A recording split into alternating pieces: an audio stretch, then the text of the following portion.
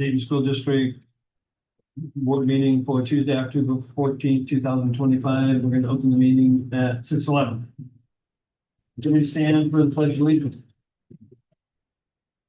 I pledge allegiance To the flag of the United States of America and to the republic for which it stands, one nation, under God, indivisible, with liberty and justice for all.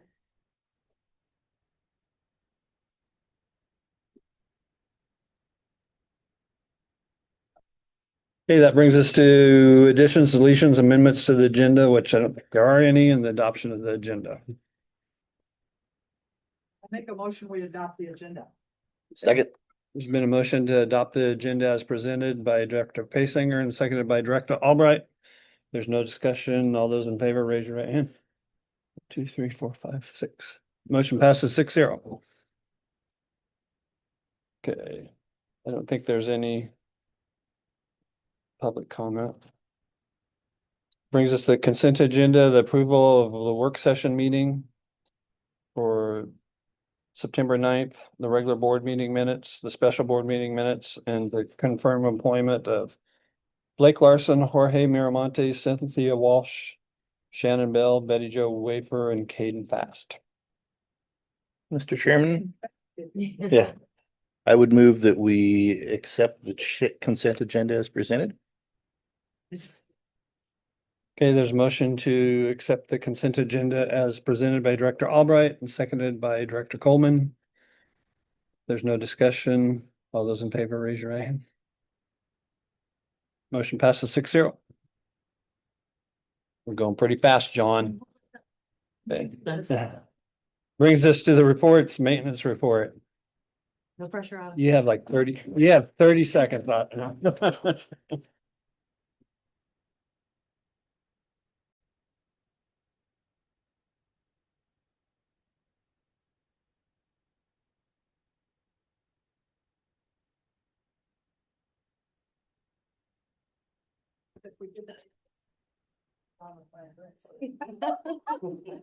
And that's why he was taking it.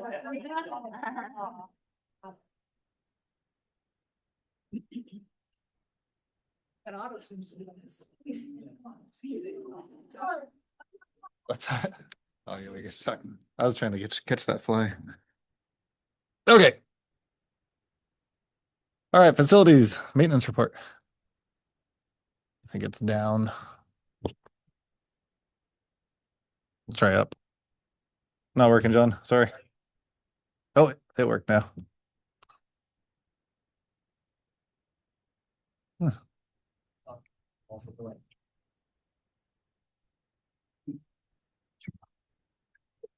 Jeez.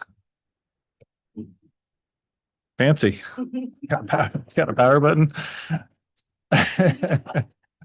Yeah, not the tech guy, clearly. Okay. All right. I want to talk to you guys about custodial, where we're at, just update on custodial, mostly updates, maintenance update, large projects update, which are still ongoing, and safety update. Not a whole lot. Custodial, custodians are back to cleaning after a really busy summer. Those aren't actually the custodians, those are fake custodians. Other than the AI. Yeah, try and keep it entertaining. Yeah, they came back. They had a really good summer. They worked really hard this summer, and one of the best summers I've ever seen with custodians. Putting in hard work, getting the schools turned around. They came to the last time 2 meetings ago and talked about the work they'd done over summer. School coming back in, it transitions into a lot of requests to move things, and then just they get back into their shifts of their cleaning shifts and to the daily cleaning. It's also we also started off shorthanded. We had 2.5 custodians. We have a 4-hour half position. So 2.5 custodians short for the first month or month and a half or so. At one point we were covering in-house, we were covering about 100 hours a week of absent time. So they all stepped up and did a great job on that. we did hire a new custodian at the high school, or at the grade school, I'm sorry. Ramon, he's doing a great job and so far. And they're also doing a lot of work with the fall sports. We got soccer, football, and volleyball going on. That has them running every direction in the mornings, cleaning up, and afternoons setting up. The wrong way. There we go. On maintenance, we have myself doing maintenance, and then Robert Osborne is our maintenance worker slash custodial sub. He was pretty tied up for the first month, just subbing. He was actually subbing overtime, so he was subbing about 10 hours a day for the custodial shortages. And without that position that was created last year, we would have been in big trouble with the absences that we started off the year with. But we're all filled up now. We have most of our custodial positions are filled up, or we have subs actually filling in. So Robert's been able to transition out and start taking care of the work orders.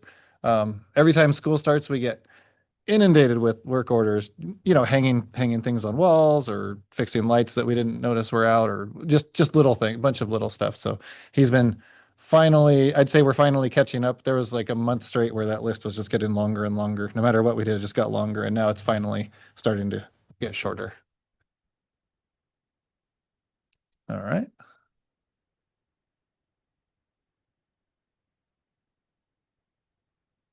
Okay, large projects. So I put the D in there just for.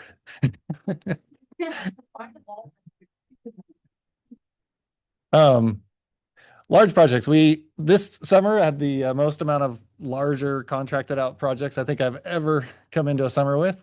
That was good. We got a lot done. We didn't get it all done. I'll show you next slide what we didn't get done and what we're still working on. That's a list of them all. I won't read them all. You guys can kind of glance through them really quick. I'll show you a few pictures of them. But a lot of stuff got done. A lot of good stuff.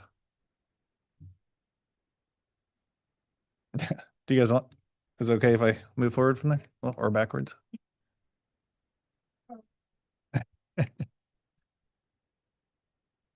Come on. I feel like I clicked it already. Is that it? No, here we go. Okay.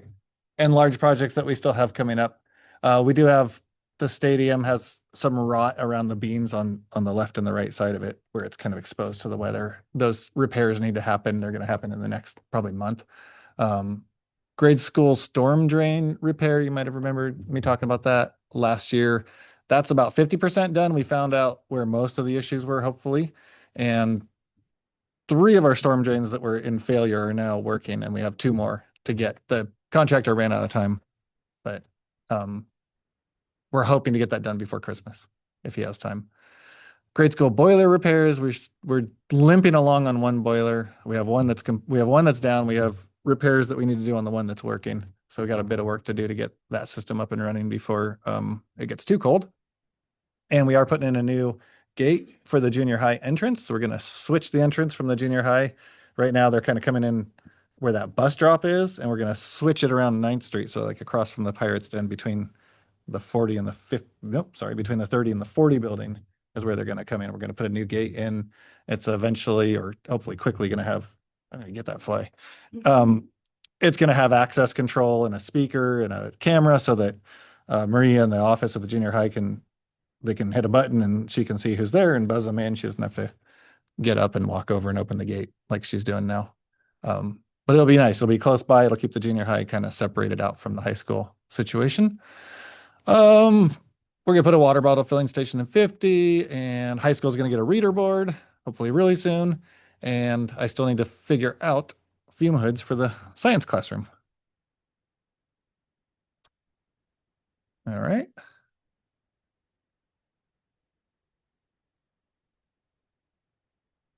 Oh, I didn't know that. I'm aiming it at my slide. If that's where it's at.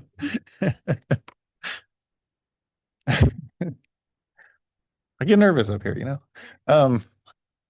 This is room 7 at the high school. So we put the new underlayment down for the flooring, and then we're looking at floor samples there. Oh, I was gonna bring you guys a sample of the floor. I totally forgot because Frank texted me padlock was seized up. But I'll bring it next time. I'll bring you guys samples of this flooring. It's really cool. The flooring that we picked out, it comes in these little tiles, I don't know. And I forget what its official name is, but it's just this really thin layer of carpet over a lot of rubber. Supposed to be really easy to clean, very durable, long lasting, and we're really optimistic that this will be something that we can use for the school. And we're gonna put it to the test for a year or two, and then see if we can use it in other areas as we start redoing floors. You know, flooring is hard. It is a hard thing to figure out because carpet's great, but it gets stained and it's really hard to clean.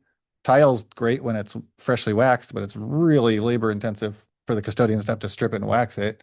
Linoleum type stuff just gets scuffed up really quickly. So we're constantly struggling to find the perfect floor. But this is the best, most optimistic floor I've seen in a long time. So. And then there's the art room, new art room in the CTE. We ended up pumping the water out and up and over and out instead of digging holes in the floor. So we just put a little sump pump in there and saved a lot of money that way. Should work. I made him put a clay separator in too, since they're gonna be doing pottery and stuff in there. So this is the CTE room that is like the old classroom in the CTE room as you first walk in on your left. And then we did parking lot striping. We did that in-house this summer. Robert did pretty much all that himself. Worked out pretty well. Kind of proved to ourselves that we can do it. It wasn't perfect, but I think it worked out pretty good.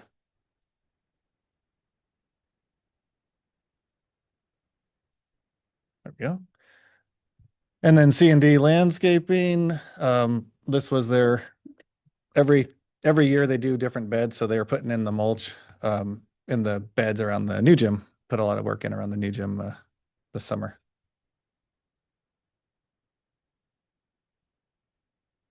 And then finally, safety. We did emergency prevention and preparedness training last Friday, and had our first safety committee meeting of the year. Yeah. And those will be monthly meetings. And our emergency prevention. Yeah, the goat was better looking, but then he had like a weapon on him. I said, no, we can't have that. So I told the AI to take the weapon off of him, and then they put an extra horn on him. So I don't know. Whatever.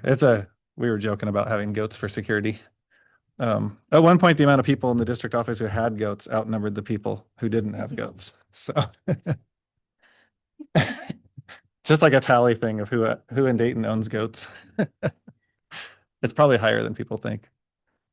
So we spent, you would think.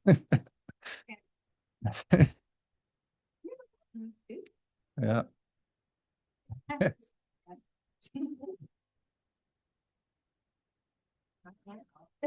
They're out at Heiser's for the month. Hopefully they're training for security. But yeah, we went over campus security. Getting all that. I went over, I spent an hour on Friday talking to all staff about our campus security, and kind of broke it up into like, how do we keep bad things from happening? And that's like keeping our doors locked, keeping the bad things out. How do we prevent bad situations from happening? And then we transitioned into, okay, well, if a bad situation does happen, how are we prepared to handle it? And really going through that stuff in detail. We use the standard response protocols from I Love You Guys. They're on the back of everybody's badge. So we try to simplify emergencies down into 5 really simple responses, keep it really simple for staff so that they know what to do when an emergency happens, and they're prepared for it. And then we started talking about run, hide, fight training as well. I think that's it. Is there any questions? Oh. Yeah. Oh, thank you. I try and keep them. I was on a board for 2 years, so I try and keep them entertaining. Thanks. Do I need to turn this off? Do I know how?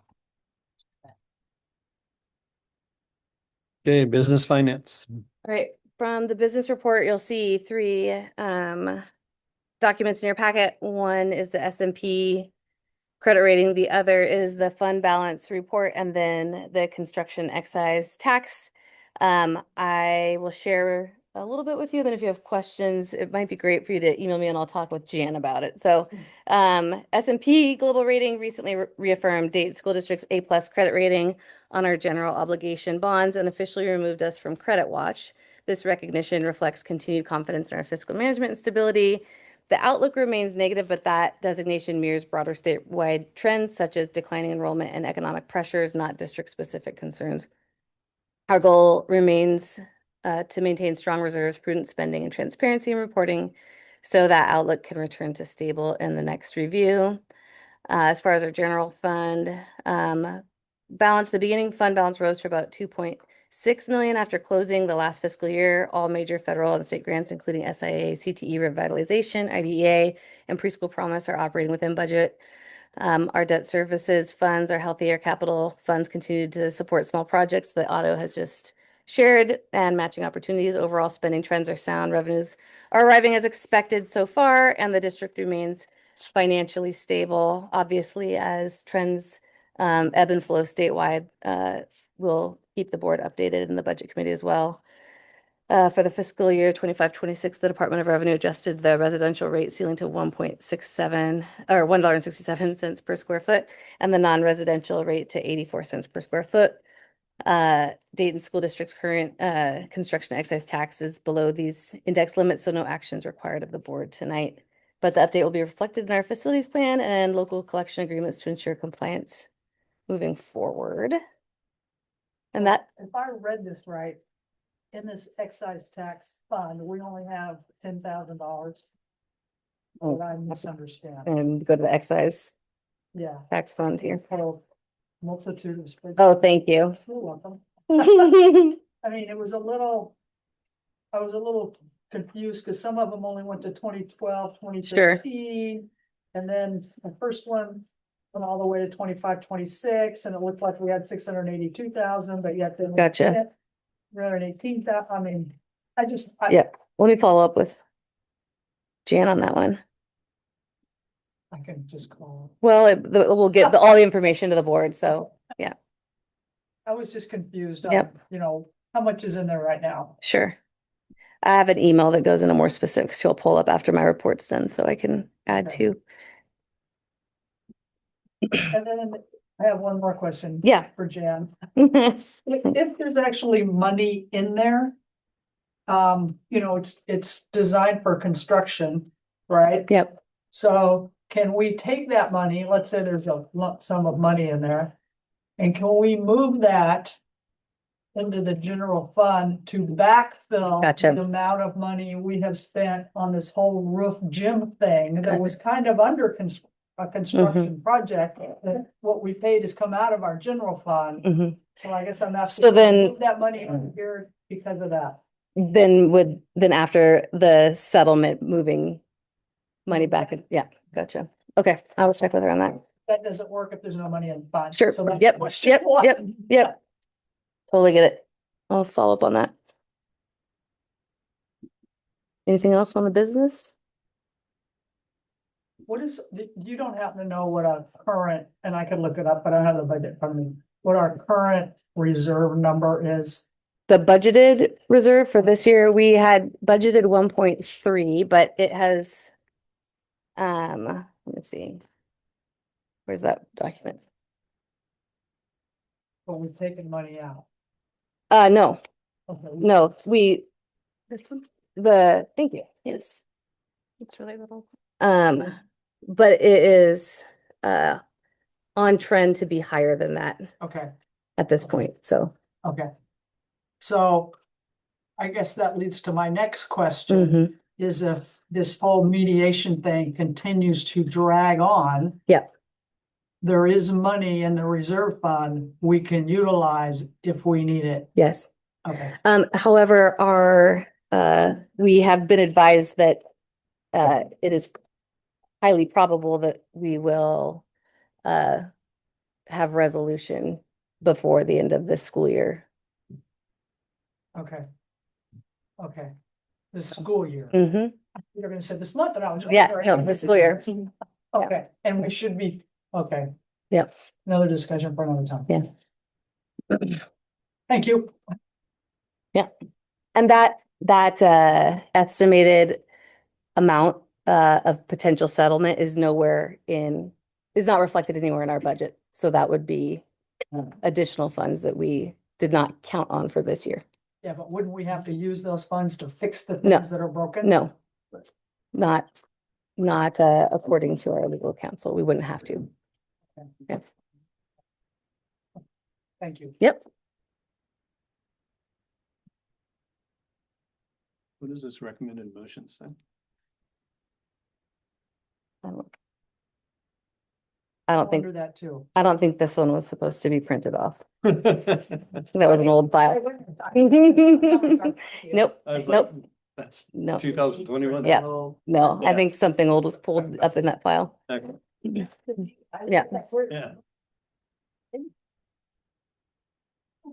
Okay, superintendent reports. All right, so Friday was in service and we collected feedback from staff, and based on their feedback, it was a very successful in-service. Otto talked about doing professional development on safety protocols, and I also led professional development on our focus for academic improvement.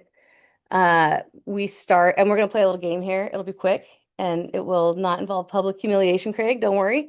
But whoever wins Stephanie will hook you up with some swag. She'll get shirt size and get you some pirate gear. So we started by doing an entrance slip where we had staff explain and describe the importance of working as a K-12 team to improve students' academic language through speaking and writing. And then at the end, we gave them the same prompt, but via exit slip. And I have those prompts, and you can see the gains even our staff made in their ability to articulate not only the content about how academic language is improved through speaking and writing, but also in their ability to write about it through explaining and describing. You want to switch slides, John? So the learning targets for the day were know our students and the specific needs tied to their levels of learning and demographics, understand the research around nonfiction writing and speaking and how it leverages student achievement, analyze tools to incorporate informational writing and speaking in their classrooms, and then apply strategies to get students speaking and writing about their learning in every subject every day. So here's how the game is going to work. You've got whiteboards in front of you, and I'm going to put a question up, and people don't inherently know the answers to these questions. So guessing is something that our staff was doing as well. So don't feel nervous if you get the wrong answer. But we're going to give you a statement, and then you're going to have to write A, B, C, or D. And then I'll tell you what the correct answer is, and you'll keep track of your points. So first question, in a typical classroom, teachers talk A, 20 to 30% of the time, B, 40 to 50% of the time, C, 60 to 70% of the time, or D, 80 to 90% of the time. Can I ask for a clarification? Mm-hmm. Is this, Oh, is sorry. this the standard should be? No, this is or what's is it- happening. This is This is what's happening in an average classroom across America. Oh, not in Dayton, across. Across America, yeah.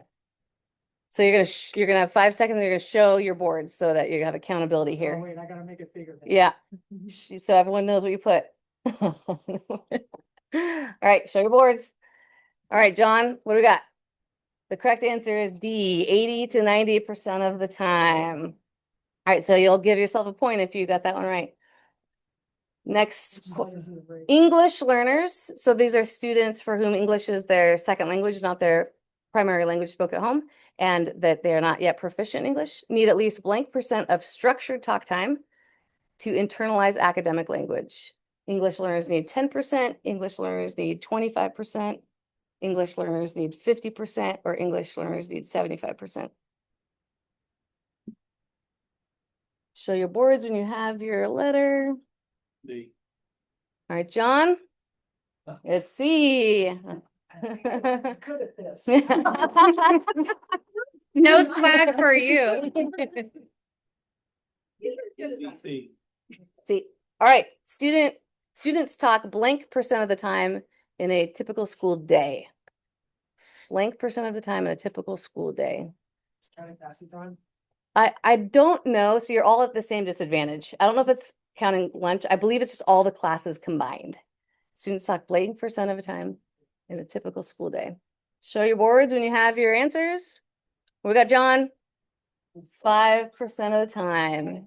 And it's save a whole school day.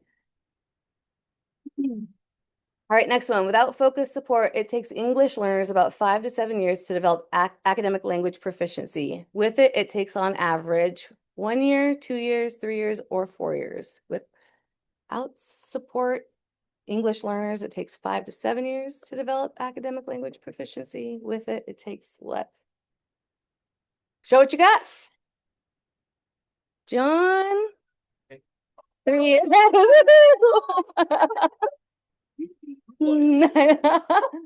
All right. Blank percent of students in Dayton School District are identified as ever English learners. An ever English learner is a student who at any point in their kindergarten through 12th grade experience was qualified for English language development, which means they were an English learner. They may have been exited at some point, but this is the percent that was identified as an ever English learner. At some point, they were learning English in our school system. Show your board. John, 27%. So almost a third. Students navigating poverty hear about blank fewer words by age 4 than peers from more affluent homes. Students navigating poverty hear about blank fewer words by age 4 than peers from more affluent homes. 30,000, 300,000, 3 million, or 30 million. He's up at Grand Stockholm. Not Billy Monk. Jay boards. All right, John. 30 million fewer words. I'm making a comeback. The best way to significantly increase the quality of students' writing is to A, use graphic organizers to scaffold the structure. B, have students talk about the content before writing about it. C, provide exemplars to students. Or D, use a rubric to provide feedback. The best way to significantly increase the quality of students' writing. Show your boards when you have a guess. Yep. Yeah, people are getting the trend. Just got a few more here. High poverty schools that close the achievement gap all have one thing in common. A, more mental health and behavior supports for struggling learners. B, more experienced teachers with more advanced degrees. C, deliberate school-wide focus on math instruction. Or D, deliberate school-wide language development strategies.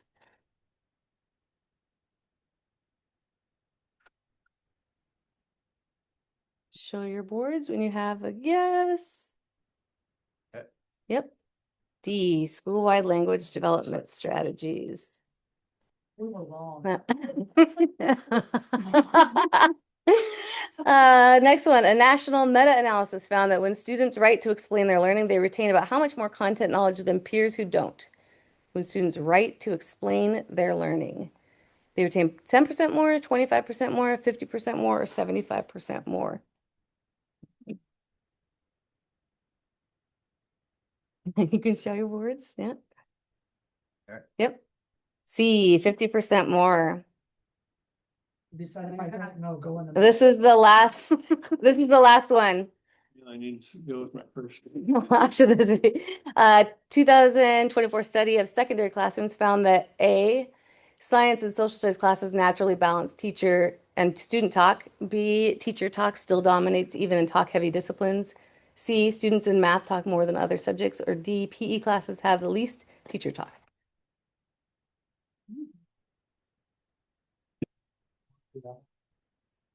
Go ahead and show your guess.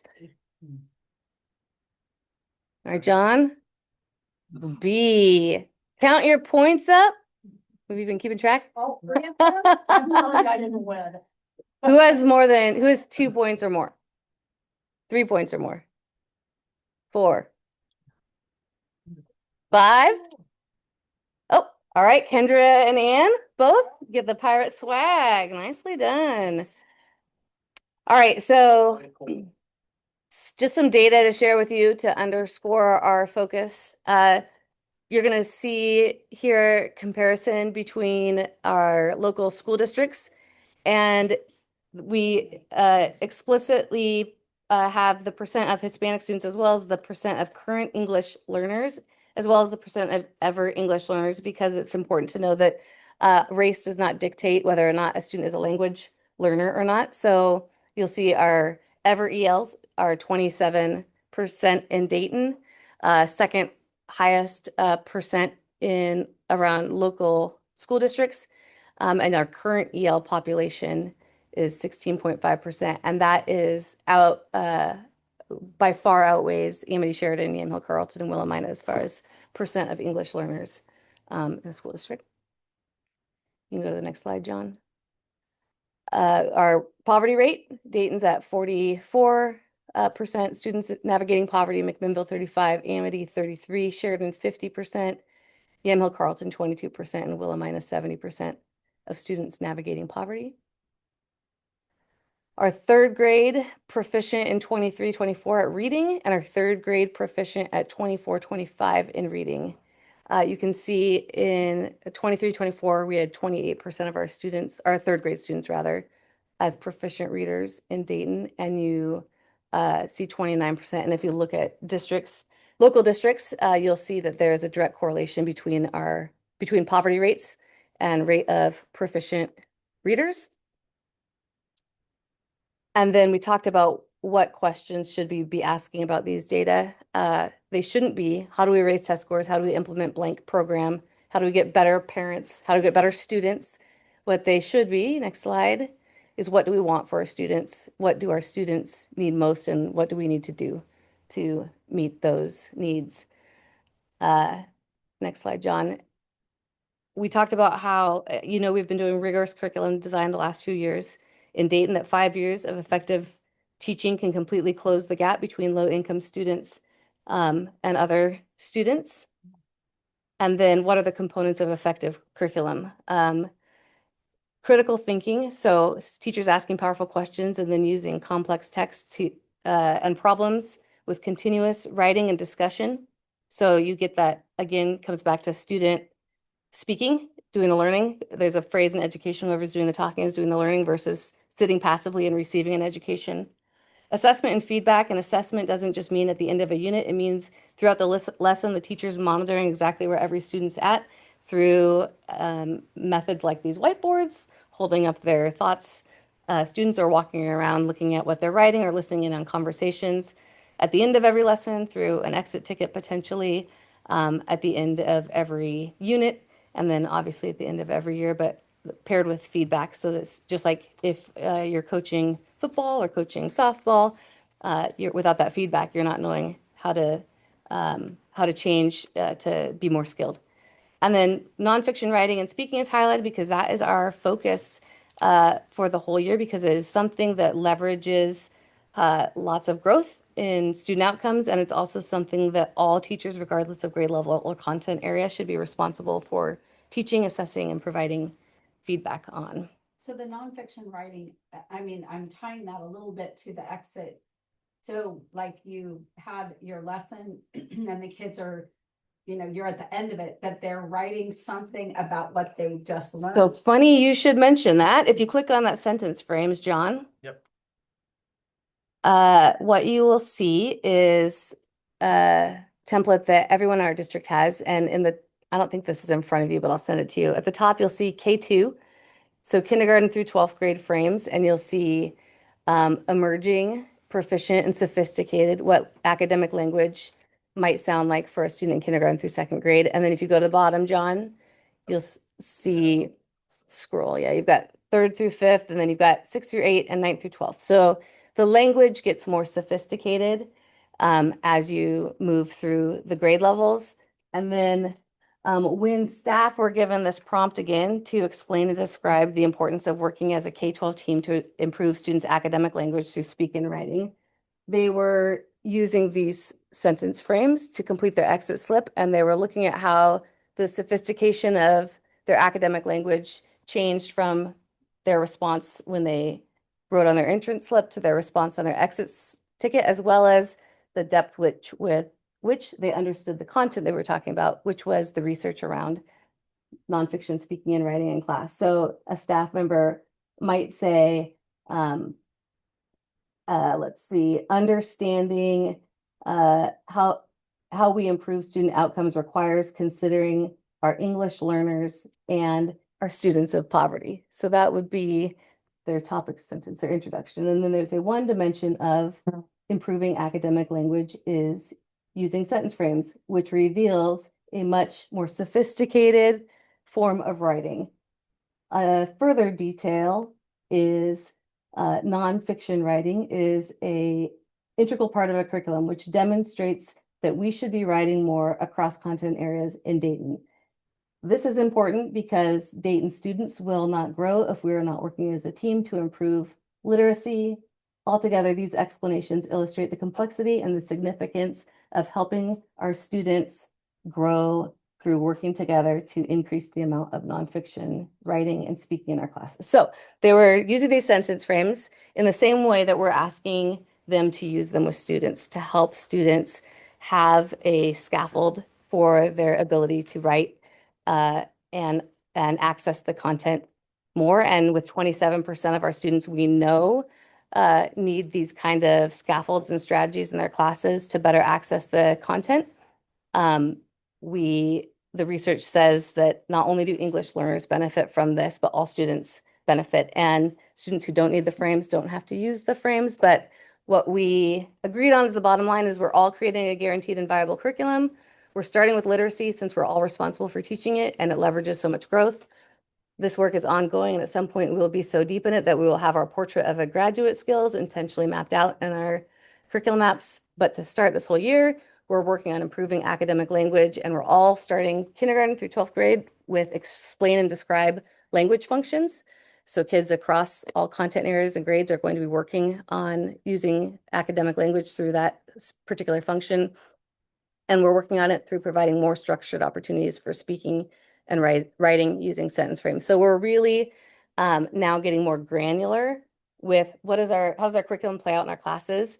And we're all bringing samples of student evidence, student writing back on Monday mornings and mapping out how are students doing. And we'll be doing that throughout the year and hopefully watching students progress through their skills in a very visual way, because right now we've got student responses mapped out on red paper, yellow paper, and green paper. In terms of red, our students are really far away from being proficient according to what the state deems proficient writing at that level. Yellow being they're not there yet, but they're close, and green being they're proficient. When you look at our green chart paper, 6 through 12, we have few students there, many more in the yellow and red. So hopefully we watch the actual student writing move on those targets as we move through the year. But it's exciting work because it's every teacher, kindergarten through 12th grade, is going to be engaged in it, and they're going to be working on this in their classrooms and coming together to talk about how it's working with their kids. That's great. And that's all. Sounds good. That's all I've got for that report. Got one more report for Robin. Robin is unable to be here tonight, so you'll find in your packet the SIA report. This year's student investment account report highlights continued progress toward Dayton's key student success goals, particularly in graduation, readiness, and academic growth. Our 9th grade on track rate rose by 13%, reaching 87.1%, a clear sign that our targeted interventions and team-based supports are working. We also exceeded our 4-year graduation goal, achieving a 93.4% rate. In academics, 5th grade reading and math performance showed meaningful gains, reflecting strong collaboration and instructional focus. However, attendance remains a significant barrier, with many students persistently disengaged despite intensive supports. Overall, our efforts are yielding measurable growth and clear direction for where we'll concentrate this year's improvement strategies.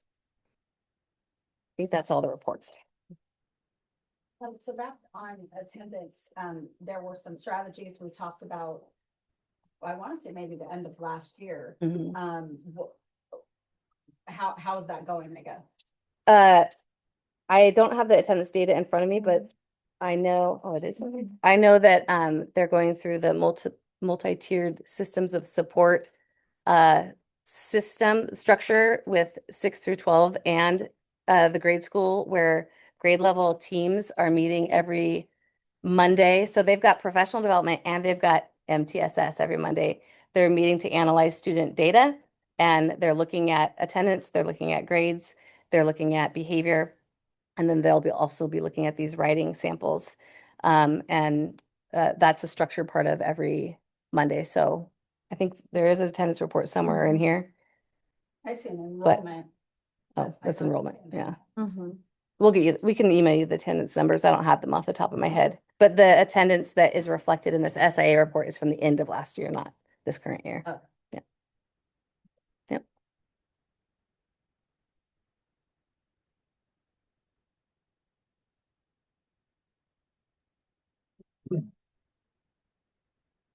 Okay, that brings us to scheduled board events. Which is, the next regular board meeting is Tuesday, November 11th, 2025, beginning at 6. And then the Oregon School Board Association Annual Convention is November 6th through 8th. At the Marriott downstairs, downtown waterfront. Once again, if you want to go, let definitely know. That brings us to the business part. The approval is the Division 22 assurances. So you approve these every year. It just is our program and building leaders take notes on all the Division 22 requirements and how we met them the prior year, and then we submit it to the Oregon Department of Education, and that's this report. So And we have to approve. you before have gets to approve it. Yep, exactly. I make a motion that we approve the Division 22 report, assurance, 22 assurances report. And there's been a motion to approve the Division 22 assurances report by Director Paysinger. There's a second? Second by Director Sweeney. There's no discussion. Everybody in favor, raise your right hand. Motion passes 6-0. And then there's an overnight request from the wrestling team. I thought we did this last meeting, but may not. They want to go to Grants Pass, the regional tournament and the state wrestling tournament. I make a motion, we approve the wrestling's overnight request. There's a motion by Director Paysinger to approve the overnight request from the wrestling team. Second. Second by Director Albright. There's no discussion. Everyone in favor, raise your right hand. Motion passes 6-0. Brings us to the board reflection. So, first of all, it's our student reps. What's going on in the school? Everybody happy? What do you want to talk about? I mean, it's going, I'm enjoying it. I think the only like complaint, I guess, from the students is we don't have an English teacher, but Right. we're all working through that. But I think other than that, everything's going great. Some students are kind of happy that school's starting up again and that it's getting back in motion. Most people seem to be doing fine. What I've seen, I haven't heard a lot of complaints. The only things that I've heard is like just going with the English, being like, we don't know what's going on, and Right. people want to know, but there's not much we can give them. Nor can we. Unfortunately, it'll be solved soon, hopefully. So, Anne, you have anything? It was a good meeting. Craig?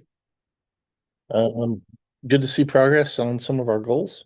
So, yeah, and then I'm really pleased to see that staff is aligned and heading a direction together. So well done. They were very engaged on Friday. It was good to see the work starting to get off the ground for sure. Piper, anything?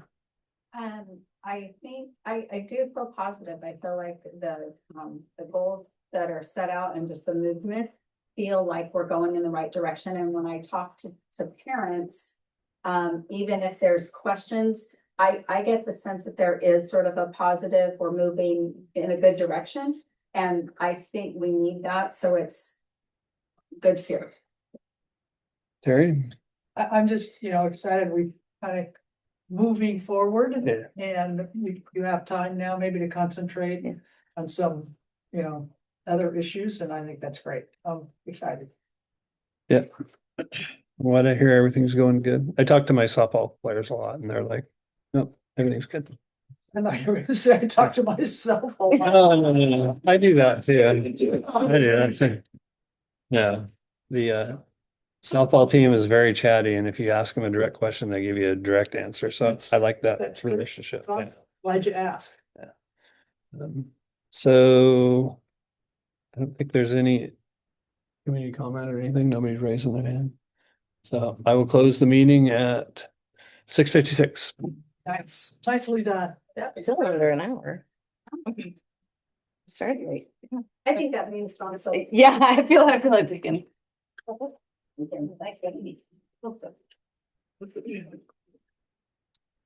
I didn't raise it wrong. You know, there's. Wow. Yeah, yeah. He's not just some student coming to give public comment, so. The door opens and everyone like.